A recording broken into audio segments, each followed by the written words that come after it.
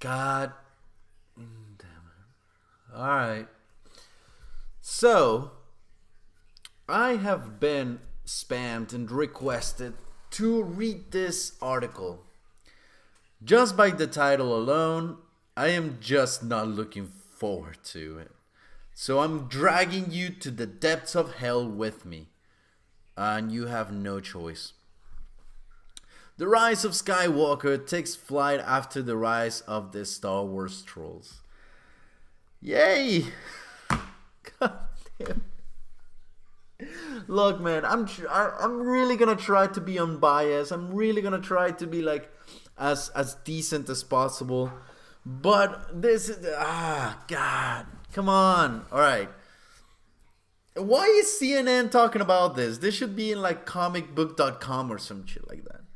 Anyways, if you have not seen The Mandalorian Episode 2 recap, there's going to be a link in the commentaries down below. I'm going to pin it.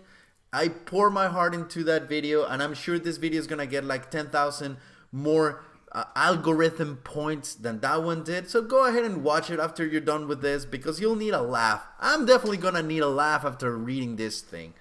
So let's just, warning, issued for new Star Wars movie due to epilepsy risk, 34. What? Is that even part of the article? Shut up. Alright, Star Wars has always enjoyed a strong bond with the fans, which has become one of its defining features. Yet, as The Rise of Skywalker brings the original saga to a close, thank God, The Rise of Trolls, god damn it, threatens to fundamentally change that relationship. What? The backlash against The Last Jedi, deservedly so, the 8th movie in this particular series, turned inordinately... Oh, come on. English, Ivan. English. Inordinately... Okay. I get a pass because I don't know English fully, okay? Vitrolic. While there are legitimate questions about how representative those voices are, and indeed, what role Russian trolls and political provocateurs played in dragging the comments into the sewer. No, it's just a shit movie. What did you expect?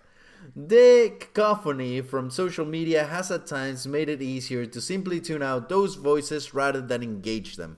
It's worth noting that this appraisal comes from someone who harbored plenty of misgivings about The Last Jedi, in contrast to much of the critical establishment. You are an eloquent muffo. That's all I have to say. Whoever wrote this thing, is eloquent. Anyways, some of the recent complaints about the film and the choices made by writer-director Rian Johnson to this ears made perfect sense. You're still eloquent.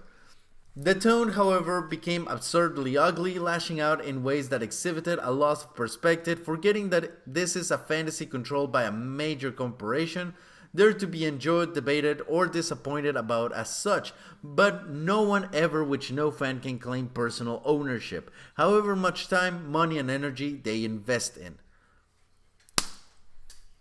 Get out of here.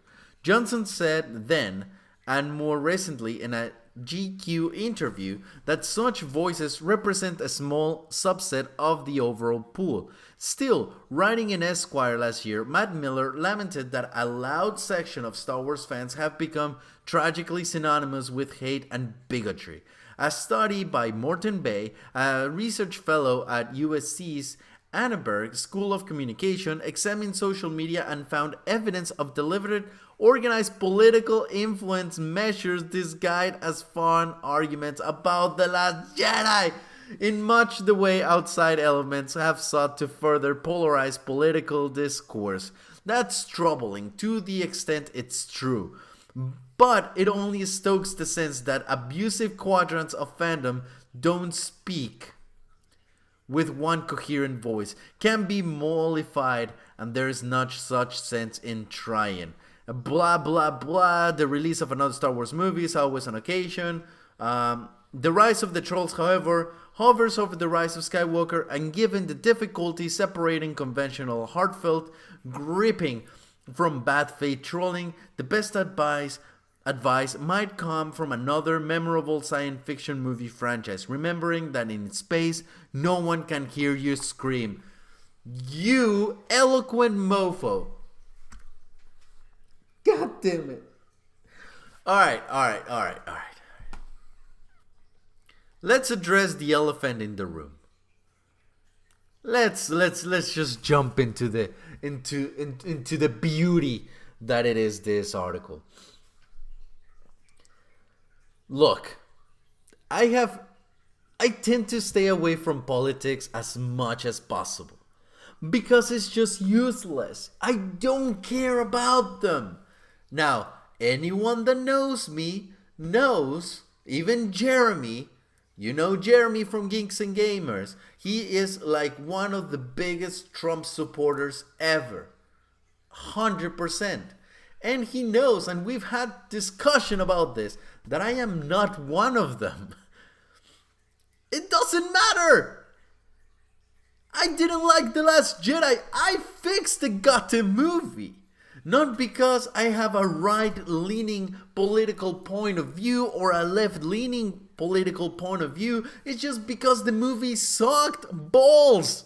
That's why. Not because of anything else politically based. It's just because the movie was just bad. Now, this article, to the extent of it, seems that it's just like, oh, the trolls are just very right-leaning assholes that are trying to bring Star Wars to the ground because it has some sort of left-wing political agenda. Okay, and again, I enjoy political films. I really, really do. But this is a freaking space opera. This is a lore that was already established. This is something that had already been said from the beginning. And it wasn't about representing today's society. It's about escapism. So CNN, come on. Go back and report on actual news, not about this. Utilize the eloquent Brian Lowry for something more useful. Because definitely you don't have really a say in all of this. You just made this article to prove that trolls are just right-wing assholes. Guess what? I'm not. And I led a freaking plethora of people into fixing the movie. And it wasn't about politics. It was about a good movie. God damn it. Alright, go and watch the Mandalorian recap because this has me angry and I'm going to just eat ice cream or something. God damn it, this is stupid. Like I'm done. I'm freaking done. Bye, man.